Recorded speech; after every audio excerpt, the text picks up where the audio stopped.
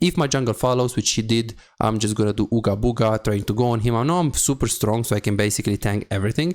I am pretty weak in terms of the damage. I try to ER here. I just keep my R because I know that Nocturne will go in and he will end up dying. And this, I just carry this, right? I keep pinging them. I just did everything good. I just ulted there. I'm 4-0-0 in 30 minutes, 120 farm. Right now, they fight in the jungle, even though this wave was coming into me. There is no reason for me to keep it into me. I just push, and I try to accelerate. A big mistake that a lot of people do is that they freeze too much when they are super ahead. Like freezing right now will not do absolutely nothing for me because Jinx is already very behind. So I want to take plates. I want to slow, like crash a lot of waves in the tower. And this is what I'm doing. I'm perma pushing. Nocturne is bot lane. I know he has no ulti. Don't know what is Jinx here. And now since I have no mana, I just recall. I don't stay for the tower. I buy items because boots on MF, Lucian and other AD carries, they don't matter much. I mean, if you play Jinx or other stuff, sure, you can buy Berserker boots and stuff like that. But on MF, you shouldn't. Okay, to recap what happened here. So I'm looking at my wave again as I'm going to the wave. My jungle is top lane, so I'm playing weak side. So this wave right here, again, as you can see, I'm playing relatively safe. I know that if Nocturne jumps now on me, I have so much tankiness with barrier. I have full vision in the enemy jungle, so I'm not playing too aggressive. But you guys can see I'm not pushing because I don't know where is Nocturne in this case. Wave is coming into me. We're all playing top lane. Now I see Nocturne, but I still don't see the enemy mid laner. So I'm playing like, hey, I'm on V2, I'm gonna tank. What's going on, guys? Viz here. In today's video, we're going to understand, learn, identify how can you play from behind. So this game is going to be a 200 ping game that I play in around Emerald. I think it's low to mid Emerald. Why do I play with 200 ping? Some of you guys might know. I do a climb from bronze to master tier with 200 ping to show you how to do it, to show you that it's possible for you to climb with this ping, and it's possible through fundamentals and not insane mechanics that you can do it. So let's talk a little bit about the game. So this is an MF game, and the matchup right now we can see it's Seraphim, Brand, Jinx. So the thing that I need to do in the laning phase is very simple. The thing that I don't need to do in the laning phase is that I need to play to win. And the reason why I need to play to win here is very simple. I do have MF against Jinx. She has fleet footwork, so I want to play aggressive. I do have Seraphim with Guardians, which was a bit annoying at the start because she actually picked up Guardians. But at the same time, I know I'm MF. I'm a really strong champion early game. Jinx is also pretty strong in the early game, but I know that I have a slight advantage there, and Brand is usually stronger than the Seraphim, but I knew that if I get prio and I allow my Seraphim to poke, we can win this lane. Also, the same thing that Jinx should have done. Should have not leash here and should try to start pushing, so Brand is gonna be able to stay in the brush and poke us. As you can see, I started W because I know that this lane, if they play it well, they can poke more than we can poke. So I try to start to W here and then just try to... So let's take a look at this. So obviously, I do start W. I want to get the push. This lane is mainly about the push. This is why I do this. As we can see right here, I try to stay into the brush, but again, I'm trying to respect the Brand. Guys, pay attention to my ping, 197 ping. I do get level 2 advantage here, and I just woke up. I try to swap the targets, which is not recommended on any other champion, but since you guys probably know, on MF you need to swap the champions, you need to swap the targets because you do more damage with your passive, right? The wave is in a position like this. I see that I want to get the push. If I get pushed in, we all know what's gonna happen. So this is what I do right here, pushing, and I don't want to let them to push into me. Again, right now I'm not really caring much about the jungle because it's only 244. He could come here, but since it's Brand and he does have his E, he does, like I can see his positioning right here, I'm not very scared. So I try to play semi-aggressive, so I try to punish them but not go too aggressive because I know that they do have the edge here. And I try to like get the push, try to poke them, don't let them to step onto the wave, because I know that in this case, if they do get the push, we're gonna be in trouble. I do go for Q, 2 points in Q here, not for E, because we don't have like a hook champion that I can utilize my slow. E is 80 mana and it's really low damage. So you guys can see my trades. This is again 200 ping technology. So all what I do right now is possible with like basically for anyone. I'm trying to punish and I'm holding the wave here. I know that I'm not gankable right now, since I have echo close proximity, and even if enemy jungle comes, I'm all right. So I try to slowly crush here, and because the reason why I crush is because I want this wave to be as close to this side as possible, so I can crush 2 waves. I wasn't successful in this case because the waves just crashed a bit too fast, and I want to pressure for every single minion that the guy takes. Right now, I know that I can't really kill her into the tower, so I'm gonna let the wave to come into me. This is coming into me. I try to map. I know my wave state on bot lane is absolutely okay. So what I do is that I let the wave to come into me, no reason to push. And then now, of course, the Galio is trying to go back on bot lane. And this is really good. We're absorbing a lot of pressure. The Jinx is very greedy. She's taking a lot of poke. We have the wave coming into us. If the Seraphim was a human and she gets Irie here and not Guardians, then obviously it would be better because you have MF, you want to win the lane. But in this case, I was like, okay, no problem, we can still win the lane. It's just she doesn't have Irie. So as you can see right here, we're trying to push. This wave is coming into us. The reason why I'm pushing here is because I see the Jinx low. I can very easy just recall here, knowing that she's gonna recall. I'm gonna recall. Wave is positive for me. It's coming into me, so I can just recall immediately.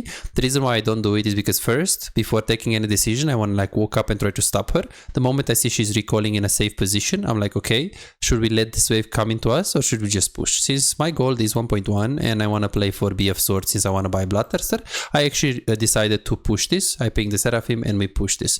The reason why we broke that slow push into us, which is a positive wave state for us, is because I had a better item in base. And as you guys can see here, I got BF Sword. Of course, some of you could say, okay, coach, so you're basically telling us that if the Jinx recalls right here and you have 1300 gold, you recall at the same time with her, right? Because you know you're going to be at the same time in the laning phase and your wave is going to be close to your tower, pushing into you. Absolutely. Absolutely. So this is what I was gonna do. Now we try to escort the wave. I know that the brand shouldn't really escort the wave here because the wave is pretty far. This is a big Emerald mistake. I see a lot of players in Emerald. They don't understand that in order to freeze this, you need to look at the size of the wave and you need to look at the distance between you and the next incoming minion wave. Right now it's pretty far and he doesn't have enough HP. Plus we can also punish. So there are a lot of red flags. I can see this guy is like hard stack Emerald. So he has the pattern, like he has the concept, but he just doesn't understand the small things about it. And there are many players that actually have these patterns. So right here we have 43 farm against 29. Again, this is Emerald and I play with 200 ping and it's against Brand. So this is pure fundamentals. I say, hey Echo, please let's play bot sir. We can perma dive. And I say, no problem, don't worry. I try to be as friendly as possible in this game just because I know that jungler and support, they can leave you. And then, are you an AD carry main struggling to make an impact in your games? Is your damage output disappointingly low, leaving you feeling frustrated and powerless in the role you love? Introducing our specialized coaching program designed to supercharge your AD carry performance. Imagine a world where your damage, decision making and farming skills are 10 times better and the outcome of your games is no longer left to chance. Meet Chase, just like you, he was once stuck in the same position, facing low damage and inconsistency in his games. Let's see what happened after his coaching experience, from Diamond 4 to Master Tier. Wow! And here is Jordan and Brett, both transformed into formidable AD carry after the coaching session. These success stories aren't just isolated cases, they are a part of a community of over 3,243 players who benefited from the coaching program. If it worked for them, why not for you? Picture yourself as an unstoppable AD carry. It's not a dream, it's your potential with the coaching session. Don't wait any longer, visit Visite.com, book your coaching and become the AD carry the enemy team hates to play against. And then you're gonna be in trouble. Of course, I can just say that he's stupid, he's dumb, he's playing with Mundo, he's a tank, there is no reason to play top lane, he's Emerald hardstack, he will never get out of Emerald. Like you can find so many excuses, you know, that like, okay, you know, you just shouldn't do this, you're just so bad and stuff. But no, I'm not typing at all. Of course, Jinx double I can't dodge it. And this is what I do it. And this is why if you do want to improve, you really need to check out my coaching session. So right here, this guy was bronze 4, he got to platinum after the coaching session. This guy in a month from silver to emerald 4. We have people that got to master tier from gold with the coaching session. So if you haven't tried a coaching session yet, this is the reason why it's gonna work for you as well. So if you want to really find your mistakes and find the real stuff that are holding you back, definitely go to Visite.com, book your coaching session, guys. Definitely you have to try it. Okay, going back to the game, wave is coming into me here. A bit iffy because we're actually starting Drake. Jungle is top. We're starting Drake. So let's see what happens here.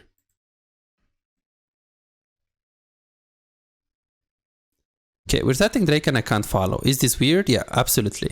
Like right here, ideally I want to go for the Drake, but I can't follow right here, so I just want to keep them busy. So this is why I go for the trade, and you guys can see my positioning is actually, it should have been here. should have been like getting the minions from the left hand side here or even from here, so I can either choose to follow them or just to zone them away, so to actually make sure I kind of follow the Yone. Of course, in the beginning of the play I couldn't follow because the wave was too big, but I need to keep them busy or poke them or try to be relatively close to them in case I want to follow them. And of course right here we easily get a kill.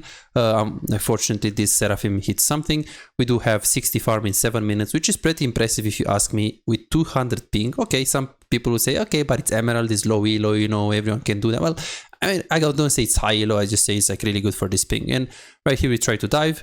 How do we dive here? It's very simple. We get the wave into the tower. I try to hit the tower a little bit first. I dodge the W of the brand, and here I don't hit him. I stay really close to him, so it's really good to get close to him in case he flashes here. You want to be on top of him. Some people stay like max range here, so I stay super close to him. I let Echo tank, then get the kill. I could have barriered here if I really wanted and try to hit the closest target. Ideally, I hit the minion and then the Galio because he's quite tanky and I want to just use my passive. So yeah, like right now, the enemy Jinx is going to share XP. I try to push and I try to recall. As I recall, it's very important for you to actually look at the wave to see how fast is Jinx pushing, if she can crush it in time. I look at the next wave, it's a non-cannon wave. I mean, it doesn't really matter if it's a non-cannon wave or a cannon wave. In this case, I would recall anyways. Just wanted to see what is Jinx doing with the wave. And as I'm going to the lane, another thing is I'm looking at the Jinx. What does she do with the wave state? Okay, right now, I'm looking at the chat, but if you guys paid attention to before, like I want to see, is she pushing? Is she slow pushing? Is she mini gunning? Is she long gunning? It's really important to know and to understand how fast is she able to push that wave. And in this case, I know that she's gonna make me lose like 2 minions or something like this. So let's take a look at this. What do I do here? So I just play like normally. She has 60 farm, no, she has 49 farm, I have 70 farm. Again, I repeat, this is a 200 ping, 198 ping. She probably has like 20 ping. So it's a huge game knowledge, fundamentals, basics. So just through basics, she probably has better mechanics than me. I mean, there are no mechanics with 200 ping really, or just really low.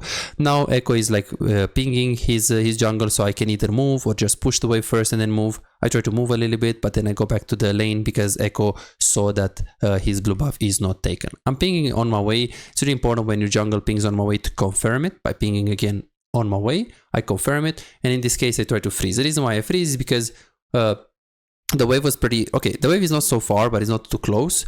But I do have a lot of shield right here, and I also do have my potion up. I do have Seraphim. I see they are like very scared. So this is the reason why I'm freezing right here. I'm making a freeze. I'm creating this wave state, and now I'm just freezing for life. There is no reason to push here unless you know you can get plates. Jinx is desperate. Of course, she's just thinking that she's gonna ulti the wave, which is good. She took a very good decision.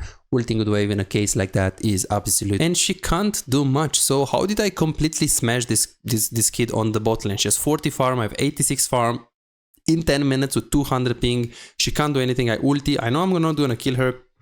I know that she's gonna go for the cannon right here, easy peasy. I know she's in a tight spot right here, easy peasy. So I ulti her, I chunk her, and I force a recall. Very simple. I know I'm not gonna kill her, but I want a pressure of the cannon, and this is what I do. So it was mostly about me knowing that I need to push, me knowing not leashing, and trying to punish her as much as possible. I did respect the jungle, so I didn't play so aggressive, but I played aggressive in the lane. I had the words, I slow push a lot, I tried to poke them, and every time when she was trying to get prio, I actually got prio first. Very good. And then of course the recall timings were very good. The wave management was very good. When I had the freeze, even though I had the freeze, I actually broke it. Remember the case where the waves coming into me, and I broke it. So yeah, what is it? It's understanding of the matchup and wave management. That's really what it is. And right now we can see that she can't really do much, right? And this Seraphim is absolutely garbage. Like, it's just the emerald random support. Like you guys can see, she has ulti here. The Seraphim ulti is huge range. Like now she can literally hit it. She probably doesn't know the range even though she's main Seraphim. And right here she can again ulti. She's so low. She's clicking back. So it's the Janna Seraphim Karma, like useless player that doesn't know how really her champion works. Plays so safe. Like even now she starts with the E instead of ulting her first, which is higher hitbox. She can even ulti right here so she can get both of them. Even now she can ulti, but she wastes so much because she's very insecure, and we still win the lane. I wouldn't say Brent played better.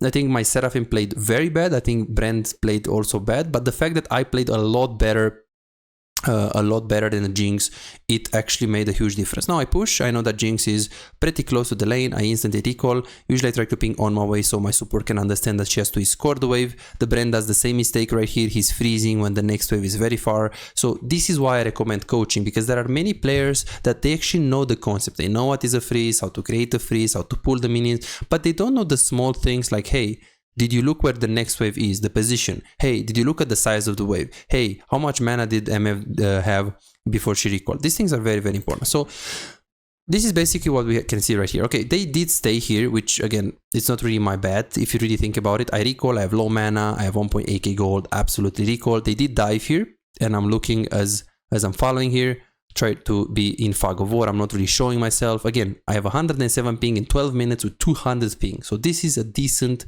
performance. Right here, I face check a little bit. So remember that what you're going to see in the later stages is a bit iffy, because again, I can't dodge much. So the Jinx W, is a bit hard to dodge with 200 ping. I wouldn't say it's completely impossible, but it is definitely difficult.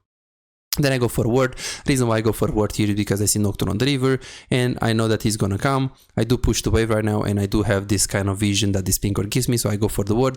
Remember that when I go for a ward, I go for a max ward range. Look at this. So I go and I'm not like face checking. Look at this word, right? Like I put it at the extremity of the brush right here. I put it max range. I'm not like going here. Put it in the middle of the brush and I do it fast, and then I was about to click here and then click out. Usually that's what I do. I ping on my way right here because I know that Jinx is pushing me. Then Nocturne is right here. I ping on my way again to try to see what they do. If my jungle doesn't follow after I ping, I go bot. If my jungle follows, which he did, I'm just gonna do Uga Buga, trying to go on him. I know I'm super strong, so I can basically tank everything. I am pretty weak in terms of the damage. I try to ER here. I just keep my R because I know that Nocturne will go in and he will end up dying. And this, I just carry this, right? I keeping them. I just did everything good. I just ulted there. I'm 4-0-0 in 30 minutes, 120 farm. Right now, they fight in the jungle, even though this wave was coming into me. There is no reason for me to keep it into me. I just push, and I try to accelerate. A big mistake that a lot of people do is that they freeze too much when they are super ahead. Like freezing right now will not do absolutely nothing for me because Jinx is already very behind. So I want to take plates. I want to slow, like crash a lot of waves in the tower.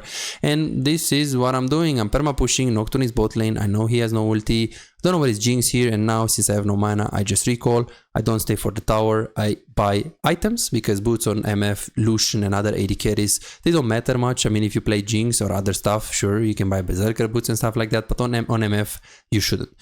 Okay, to recap what happened here. So I'm looking at my wave again as I'm going to the wave. My jungle is top lane, so I'm playing weak side. So this wave right here, again, as you can see, I'm playing relatively safe. I know that if Nocturne jumps now on me, I have so much tankiness with barrier.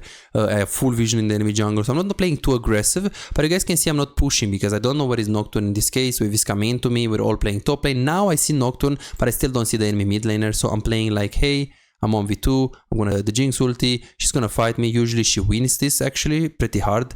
Jinx is a good champion. Of course I can't really dodge much, even the jumpers, the E, the W, I can't dodge because I have like 199 ping, so I just have to, like here I just play it better than her. And of course, after I kill her, I just push very hard. So wave management, good recall timings, understanding of the matchup, these three things completely smash the game. Again, I have 100 and so right here, you can look at the ping, you can look at the farm, 150 farm in 15 minutes, 500 with 200 ping. Emerald AD carry, which again, some people will say it's completely bad. Some people say that they have good mechanics, and I agree that there are many players with Emerald that are like smart and they have good mechanics. They do have, they struggle in other aspects. 2 levels up on the Jinx, obliteration. Now I'm going mid lane because I got the bot tower. So the worst mistake is that I would go bot now. The wave bot lane is pretty far pushed, so I'm just moving towards mid lane. Now I see top lane is Darius, but again, I can't really gank Darius, right? Because I'm gonna die with Mundo. So this is my bad. So I could go mid, I could go top, or I could go bot if Jinx was like taking the tower, but now she's pretty far. So bot is kind of bad. Top, I actually should have looked, because if the guy is really low and I have a free shutdown, I could consider going there. I do not have my ultimate, and in general, as an AD carry, you should not go top lane. You should avoid going top lane. And I know that in LCK, LCS, you're gonna have a jungle, you can lane swap and other things, but in SoloQ, it's hard to go top unless the target is very low. So I would avoid for as much as possible to go top. This is still a mistake that I'm not really looking at top. Maybe he was low. I decide to go mid, and right here we can see that everyone is dying. I do flash for the Nocturne. and I try to kill him. Top lane is gonna be pushed here. I try to get the tower as fast as possible, and I am pretty confident that I want to get this tower. Unfortunately, we can't get it. I'm 6-0-0. Now I need to go back to bot lane. I have 800 gold. I need to catch this wave, and after I catch this wave, I need to stay with my teammates, okay? So I don't need to stay bot. So the moment I push bot, I recall and go mid, or just go mid immediately. Since I don't really have my gold, I'm gonna stay mid and hover my teammates. Darius is there, so if Darius is there, it's not usually my responsibility to be with him. That Mundo should be with him, or even Yone. So this is why I'm gonna stay mid lane, and I'm gonna hover mid lane. So this is like a pretty clean game so far till here, and this is pretty good. Like now, also you can see the angle that I'm playing on right now. I'm playing on the angle of left. Look at my clicking. Look at the setup I'm clicking. I know that Mundo is top lane. Echo just recalled from that position like 5 seconds ago, so I know that that is pretty safe. This is why I stay there, okay? So everything that I do, every click that I do, well, 99% of the clicks that I do are with a reason, okay? Now I see that he's actually a Drake. This is my mistake that I stayed so much. Now I can't recall anymore, even though I have a huge power spike. The Drake is spawned really soon, like 20 seconds, 10 seconds right now. So Echo is there. So why didn't I recall before? Was it a mistake? Absolutely. I think that right now, after I get the red buff, I was scared that I'm going to lose the tower. But what I should do is that I should recall, because this wave is pretty far. It's right here. So by the time that I am in base, it's going to be right here. So I have plenty of time to defend this tower. Plus the Seraphim can actually defend the tower. So I should recall now if I see the Drake is like 30 seconds. Now I have to stay. I actually push the mid lane wave. This is a bad decision, and of course this game is Emerald, so I'm probably gonna win this anyways, because Emerald, Diamond, maybe Low Masters, people don't punish you of these mistakes. These are called tempo mistakes. Of course, if I'm Grandmaster, I'm just gonna blame myself, because it's like I'm gonna lose the game because of this mistake.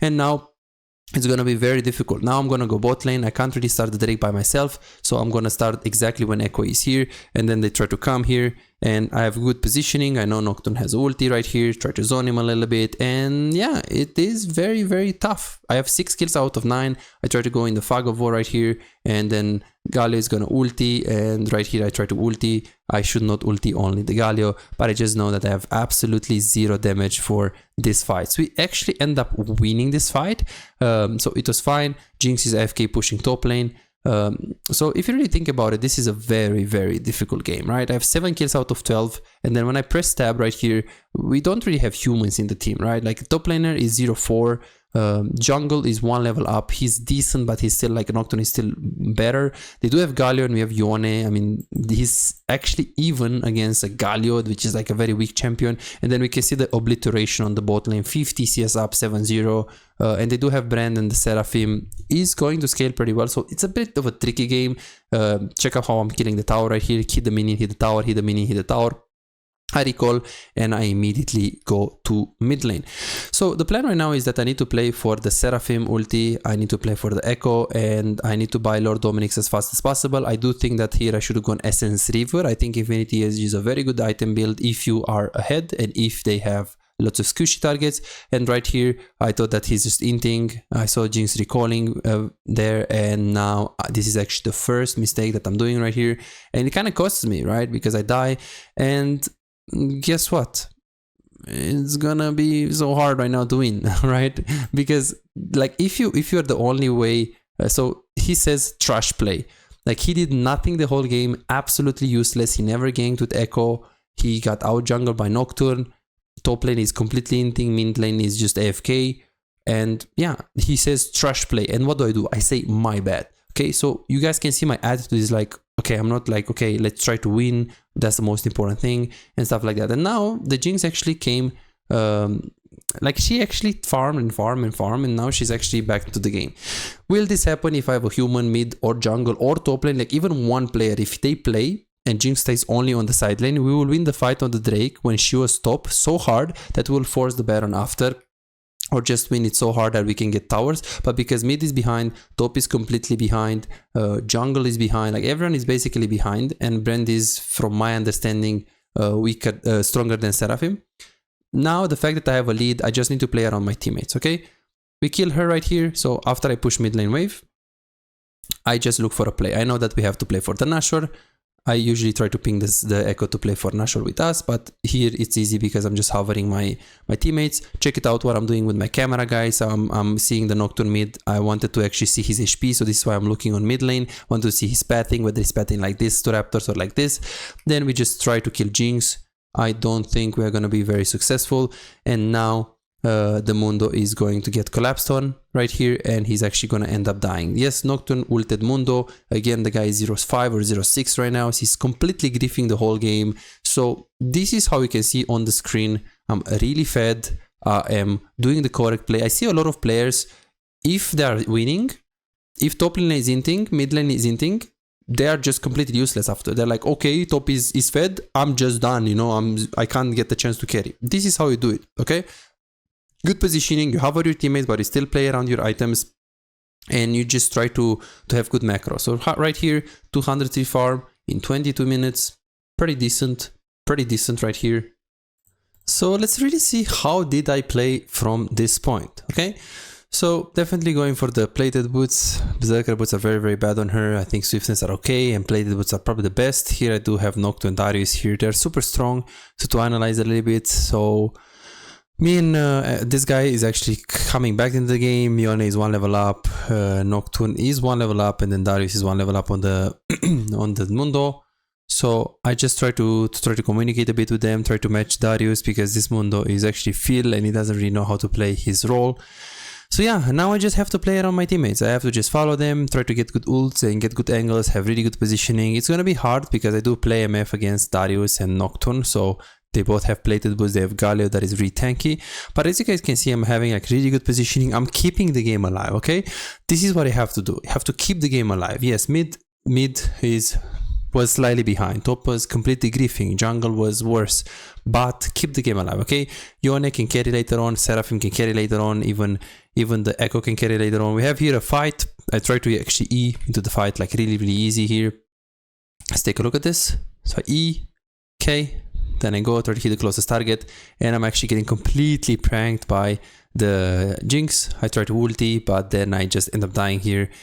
So ideally here I don't really go in this tight angle. I did not expect this Jinx to go for a flank from behind like here. But right now I shouldn't really go like this. I should just go around and try to go under the Jinx, and then after I kill Jinx I should ulti Darius and the other guy into the pit. So mistakes like this are gonna lose me the game, okay? So if you make a mistake like this and you don't play like pixel perfect in a situation when everyone is griefing, it's gonna be very difficult to play, okay? It's gonna be very difficult to play. So what I want to do here, of course don't FF, is that I want to keep this game alive. So I know that like, look at this, bro, you're so bad. So like they all of them, they completely griefed the game, all of them. Like the Galio was like literally perma bot lane, like roaming the whole game. Top was losing. Seraphim was like AFK. But at the same time, I'm not typing at all. I just immediately mute and I just try my best to win. So this is like keeping the mental strong is very important, okay? Because if I'm going to start typing, and so they're just going to tilt. So what was the rule of thumb that we learned here? So if you're behind, well, if your team is behind and you're overall behind as a team, you need to keep your lead. You need to have good positioning. You need to try to fight with your team, and you need to make sure you buy time, okay? And right here we can see that we actually catch this guy, and it was super close. We almost got him, and then just Brand just flanked, and then GGBG here. So yeah, you just need to buy time, okay? So some games you will win, some games you lose, but you don't want to be the player that if your team is behind and you're strong, you completely lose at 20 minutes. So something that you guys need to pay attention is that this game, even though they had better teammates in almost every lane, the game is still alive. It's 27 minutes and it's gonna go and gonna go and gonna go and gonna go. And I'm trying to be not friendly, but don't be passive aggressive, okay?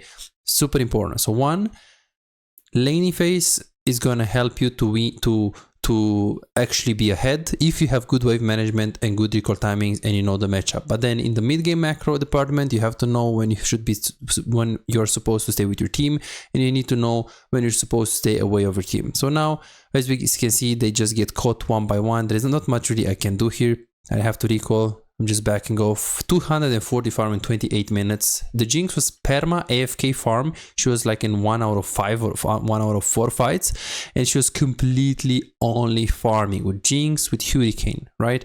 And even if that was the case, I'm still in the game. I'm still the same level with her. And being the same level with enemy AD carry when your teammates are behind, that's very good, okay? Because any AD carry can play if he has a good team, but not any AD carry can play with like a behind team. So that's basically what we did. So let's analyze this. 256 farm, 29 minutes, 9-3. I was in the fight. I was staying with them. I did damage in team fights. I hovered them. So yeah, I played a solid game. Whether I'm gonna win this game or not, it doesn't really matter, because now we had like a lot of lanes that were like behind. Next game, if I play the same and one guy is gonna do better, like let's say the mid or the top or the jungle, I'm going to automatically win this game, right? Automatically win this game. So if you are behind and you keep a consistent performance, if you are behind and you're always in the game doing the most damage, always being there, always in the fight, you're fine, okay? Play like this every game, and there are some games that you're not gonna win, and there are some games that you will win because of how well you're playing from behind. And just let's check this, guys. So the Jinx is 40 CS behind when she was AFK farming with Hurricane on the side lane. She is 1 level up right here because she was anyways getting solo XP, but I'm not behind, okay? Like yes, top lane is completely useless, is 1-7. Jungle is 2 levels behind. You can talk about all of this all the game. The Galio has 3 items and a half, Yone has 2 items and a half. So it's like you can talk about all day long, right? Same thing with Seraphim, is like 1.5 item down. But I'm keeping the game alive. Imagine I can keep this like for 35 minutes or 40 minutes. Most of the players, what will happen here, they will lose 20 minutes. They will die in a fight and they will not have good macro, so it's just GG. So right here, I try to communicate with them. Guys, let's give it. And at the end of the day here, we actually end up losing this game. I try to go for the good ultimate here. They do go for the fight here. I try to stay really far away from them. And I see Seraphim ulti, and then I just ulti, and then Nocturne actually went on the Seraphim, but then sphered me, and I did not flash here. Obviously a cleanse would be welcomed here if I had it, and we just end up losing this game. So obviously I did a lot of damage. Even though I lost this game, I did a lot. And when I say a lot, I mean, well, I did 27k damage, right? And some will say, oh, that's useless, right? It's so useless, 32 minutes. No, it's very good, because I had 10 kills with 4 deaths in a game where everyone was behind. The enemy indicated 22,000 damage with a better team and with the same amount of deaths, okay? So this is pretty good. Usually I don't recommend you to do less than 1,000 damage per minute, but this is what you do. So what we learned today is that clean fundamentals in the laning phase will get you ahead, and if you want to play from behind, you need to have good macro, stay around your teammates, don't make stupid plays, and just make sure your recalls are clean. Guys, if you like this kind of content, make sure you comment. I did over the game commentary, so I commentate basically over the gameplay right here after I played it, not while I played. So let me know, guys, if you like this kind of content, and I hope you enjoy it. Make sure you like, subscribe, and if you really haven't tried coaching session yet, you gotta try it. It's absolutely amazing, and it will help you so much to improve. See you in the next video. Bye bye. $5. If you have problems improving and getting better in the game faster but cannot afford booking coaching, on my Patreon you can access more than 627 VOD reviews, premium videos about how to wave management, mid-game macro, and tier lists that will show you the best champions to climb and to improve for your elo. And these are not on YouTube, this is only on Patreon, they're exclusive. Moreover, you can participate in the free coaching waiting list to get a premium VOD review. I'm giving away 2 free VOD reviews every single week. All what you need to do is simple 2-step process. Subscribe to my Patreon and share your OPGG, and voila, you are on the waiting list. You're gonna get a personalized VOD review for any game in your match history. For just $5, you get not only the free VOD review, but a whole bunch of exclusive benefits that will supercharge your gaming experience. It's a small investment for a big return. And it's just $5, it's no brainer, right? But here is the deal, you've got to act quickly. The waiting list is already filling up fast. 55 people already subscribed to the Patreon, and there are 6 people that they already are on board, they are on the waiting list. And more are joining every moment. Now, do you want to secure your spot for a free VOD review? Go ahead on my Patreon and reserve it right now.